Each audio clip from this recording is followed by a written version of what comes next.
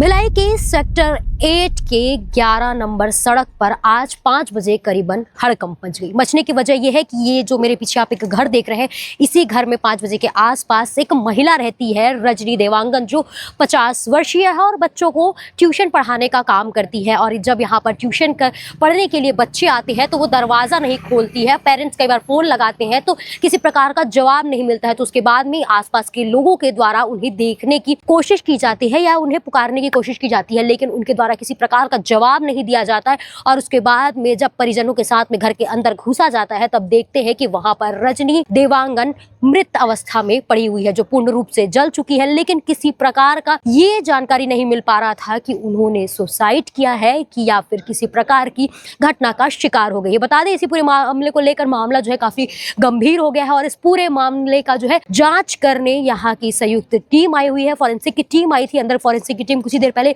जो है अंदर गई थी, लेकिन अभी तक किसी प्रकार की जानकारी इस पूरे मामले को लेकर नहीं मिल पा रही है। ये शॉर्ट सर्किट था कि इन्होंने खुदकुशी की है। अब इस मामले में क्या कुछ अपडेट आता है वो हम आपको बताते रहेंगे। तब तक के लिए बने रहिए 36 टीवी के संग में। धन्यवाद। सेक्टर 8 में एक महिला के घर के अंदर जलने की सूचना डायल 112 को प्राप्त हुई। उसके पश्चात पुलिस की टीम और मौके पे पहुंची है। मौके पे एफएसएल की टीम को बुलाया गया है। घटनास्थल का निरीक्षण किया जा रहा है। प्रथम दृष्टया जब घटनास्थल का निरीक्षण करने पे ये पाया गया है कि मृतिका जो है वो बाथरूम के अंदर जली अवस्था में उसकी बॉडी मिली हुई है। अभी तक जो भी प्राथमिक साक्ष्य पाए गए हैं उसके हिसाब ऐसा लग रहा है कि मृतिका की मृत्यु आग से जलने के कारण ही हुई है।